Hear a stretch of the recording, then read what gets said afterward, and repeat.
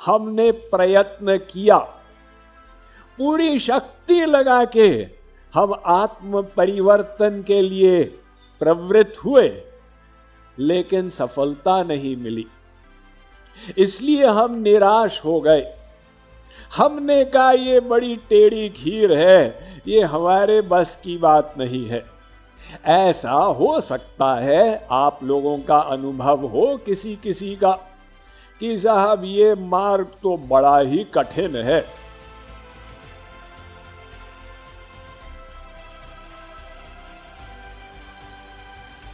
तो हम देखते हैं हमारे ही समक्ष कई संत हुए जो हमारे भाई बहन थे, हमसे भी नीचे पापात्मा थे, और एक ही जन्म में इतना सुधार कर लिए कि महापुरुष बन गए। इसमें सर्वप्रथम आख्यान आता है गोस्वामी तुलसीदास जी का, भगवान राम के परम भक्त एवं रामचरितमानस के रचयिता। वो रामचरितमानस जिसको कोई पढ़े तो आश्चर्य करे कि इसको लिखने वाला कितना बुद्धिमान होगा, कितना भक्तिमय होगा। आज तक लाखों लोगों ने उस रामचरितमानस पर पीएचडी कर ली, डॉक्टरेट की डिग्री प्राप्त कर ली। तो उसको लिखने वाले गोस्वामी तुलसीदास कैसे बड़े ज्ञानी भक्त महात्मा थे।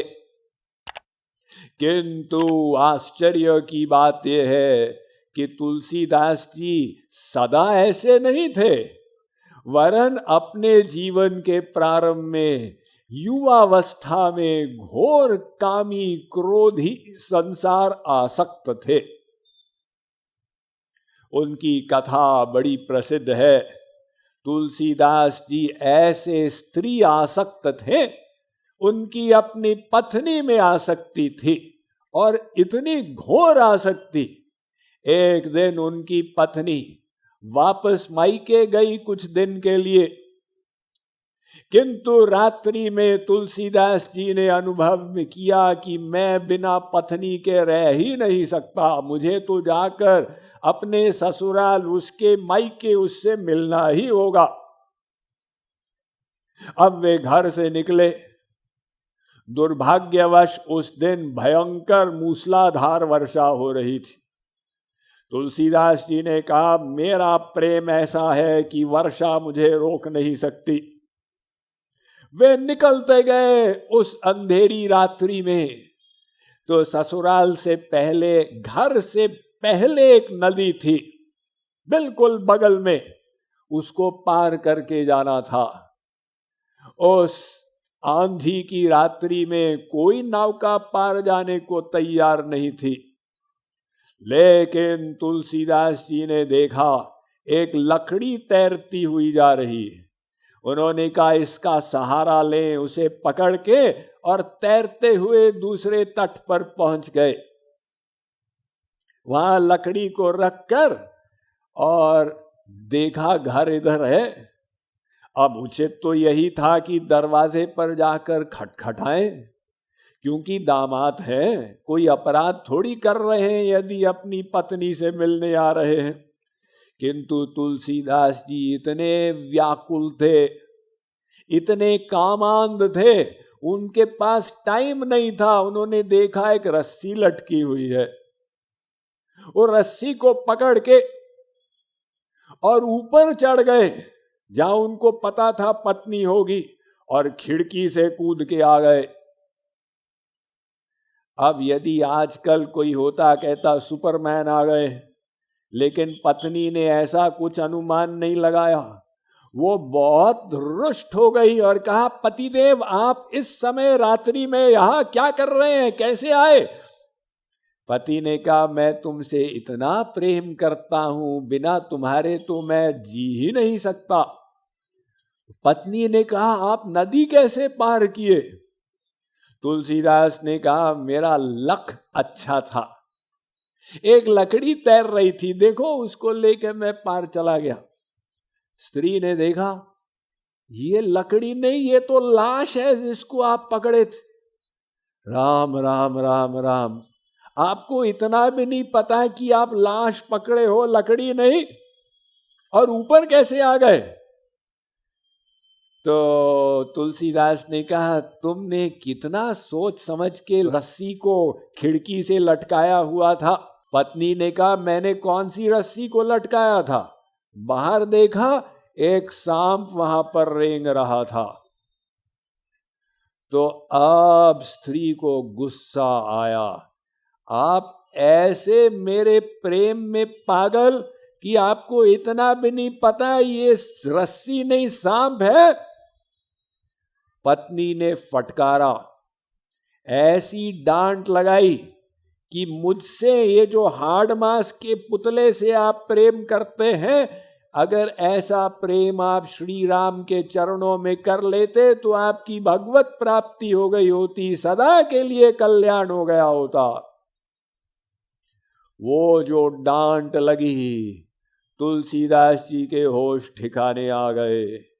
उन्होंने उसी समय निर्णय लिया, मैं बड़ी गड़बड़ में पड़ा हुआ था, मुझे अब अपना कल्याण करना ही होगा।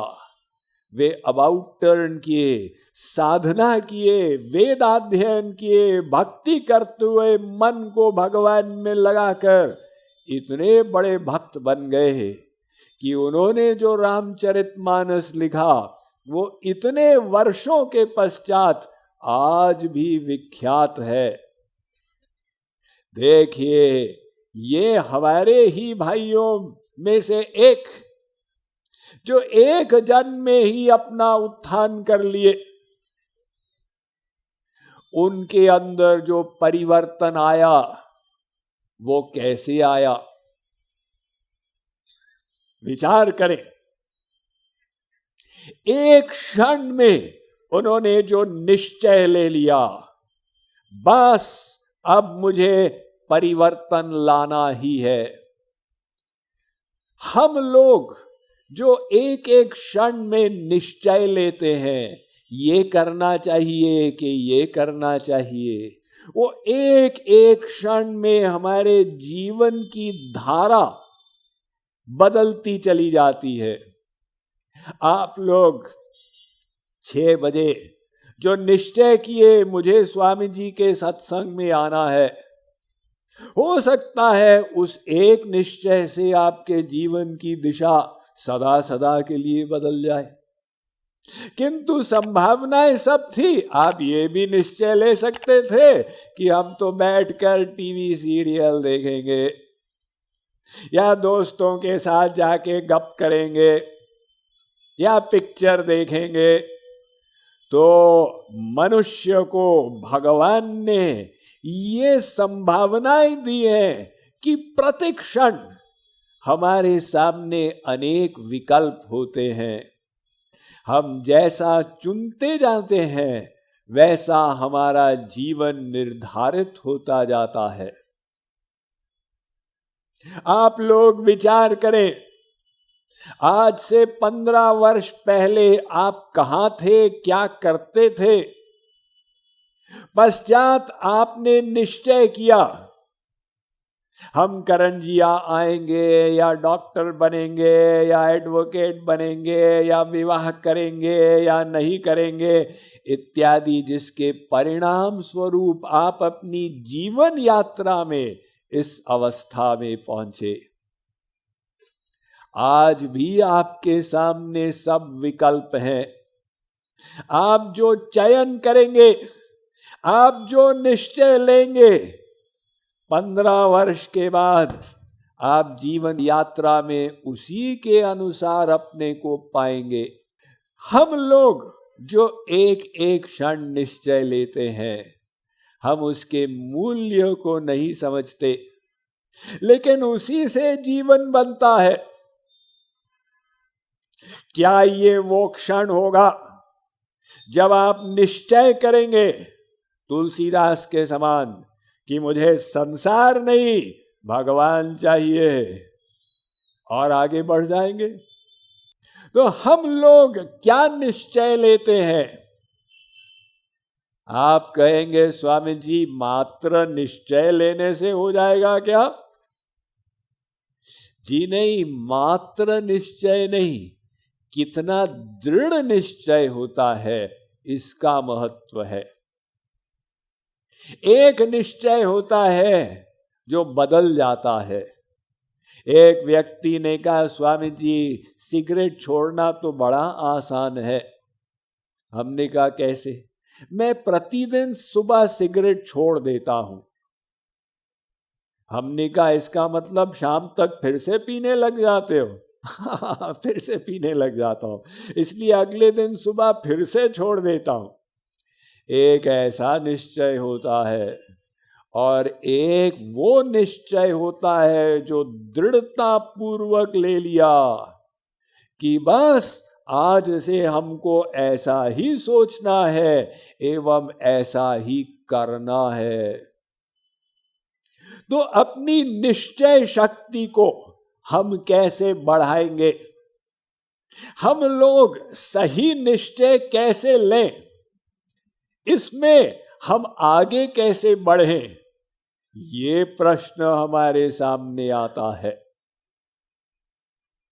तो इसका उत्तर यह है, हमारे निश्चय हमारे मूल्यों पर निर्भर करते हैं। हम क्या मूल्य रखते हैं, क्या उसूल रखते हैं। देखिए, हर व्यक्ति के पास 24 घंटे का समय है। आप किसी से कहें स्वामी जी का प्रवचन प्रारंभ हो गया, आके सुनो, वो कहता है टाइम नहीं है। क्या कोई ऐसा व्यक्ति है जिसके पास टाइम नहीं है?